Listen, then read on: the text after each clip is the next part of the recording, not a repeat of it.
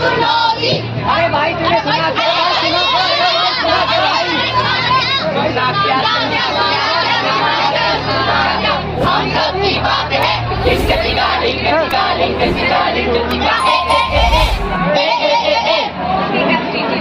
अरे अब तो बता दो सुनना क्या था? एक रिपोर्ट के मुताबिक हम अपने मुस्तकिल जीवन में 2 किलो तक कचरा पैदा करते हैं। अरे क्या बात कर रहे हो भाई? यानी कि हम पूरे साल में 720 किलो कचरा पैदा करते हैं।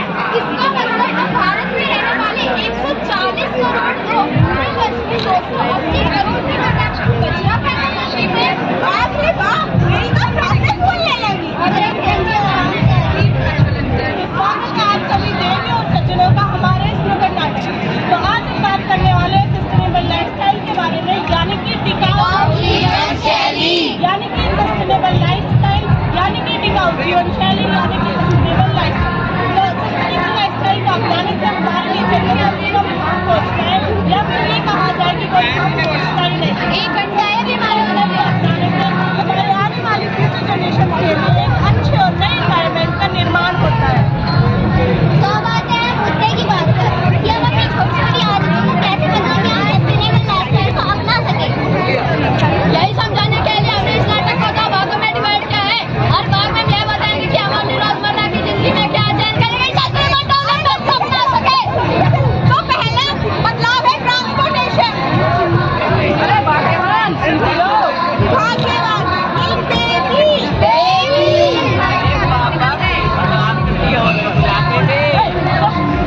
मजाक कर रहा है। मैं ये कह रहा मैं ऑफिस जा रहा हूँ। ऑफिस जा रहे हैं, साथ में जाते हैं। आया कि नहीं अब तक? दूसरी गाड़ी में आ जाएगा। मैं कॉलेज जा रहा हूँ। कॉलेज जा रहे हैं, मुझे बाजार में सब जाना। और मैं थोड़ा दूसरे से ढूंढ के जाऊँगा। आपका गाड़ी ले जाओ। मैं कहाँ खाती खाती मामा अगर आप चाहो तो सुनिएगा, उससे आप घूम घूम कर निकल जाना। मेरी तो कोई सुनता ही नहीं। तो बात है मुद्दे की बात पर अगर हमें यही आसपास ही आया तो हम पैदल चले जाएंगे।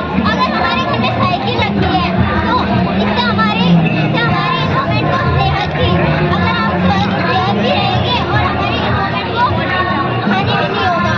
और अगर हमें ऑफिस रोज पहुंचाना है तो हमारे घर की गाड़ी किसी निकालनी पड़े और हम पब्लिक ट्रांसपोर्ट का इस्तेमाल करते हैं। पब्लिक ट्रांसपोर्ट अपनी सुविधा के अनुसार चाहिए। और देखिए घर के सभी लोग जैसे ये लोग एक ही रूट पर जा रहे हैं, कारपूलिंग कर लीजिए। इससे हमारी एनवायरनमेंट को काफी कम नुकसान होगा। और अभी सोचना हमें है कि क्या ये काम पैदल किया जा सकता है या जो रुका तो पैदल करिए। और अगर साइकिल से जाए तो साइकिल से जाइए। और अगर पब्लिक ट्रांसपोर्ट का यूज करना है तो पब्लिक ट्रांसपोर्ट का यूज करिए। और अगर मेट्रो और बस में ट्रैवल करने का मन नहीं है तो आप कारपूलिंग भी कर सकते हैं। इससे हमारे एनवायरनमेंट को एक और साफ बना रहता है। तो आइए अब बढ़ते हैं अपने दूसरे सवाल। इसमें हम जानेंगे कि वेस्ट को कैसे कम किया जाए। तो दिल थाम के बैठिए। आज आप सभी को सस्टेनेबल लाइफस्टाइल के बारे में समझाने आ रही है मिस मोनिका। ओह माय तो जी हाँ, मिस मोनिका नहीं, मिस यानी लेस वेस्ट। तो जैसा कि हमने आपको नाटक की शुरुआत में ही बताया था कि कैसे एक इंसान एक दिन में 2 केजी कचरा पैदा करता है। जी हाँ, 2 केजी। तो इसमें मैंने कुछ थोड़ा सा चेंजेस करके और थोड़ा सा बदलाव करके इसको थोड़ा कम किया है। तो आप पूछेंगे नहीं कि कैसे? अरे मैडम जी हमें भी बताइए ना। आपको भी बताएं। जी हाँ तो आप मार्केट को जाते ही होंगे। जाते हैं अपनी। अरे चुप, नहीं तो है। अगर आप चाहें तो भी हो सकती हैं। लाते हैं ना, भिंडी के अलग थैली, आलू के अलग थैली, धनिया के लिए अलग, मिर्ची के लिए अलग थैली लाते हैं। अरे क्या यार, सारी थैली तुम्हें ले आते हो? पनीर वाले की दुकान पे जाओ तो बोला पनीर हाथ में ले जाओ। तुम्हारे घर में थोड़े लाते हैं। अरे तो वो सही तो बोल रहे हैं। आप प्लास्टिक खरीदते हैं, वहाँ से प्लास्टिक जनरेट होता है। आपके घर में पेपर बैग नहीं है? वो क्या होता है? अरे कपड़े का तो थैला होगा ना जिसमें आपकी मिसेस कपड़े लेके आती है। अच्छा थैला। हाँ, तो उसे लेके जाइए ना जब आप सब्जियाँ खरीदने जाए।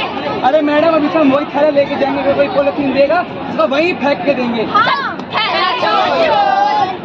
अरे मोनिका मैडम, आप सबको इतना बता रहे हो, थोड़ा हमें भी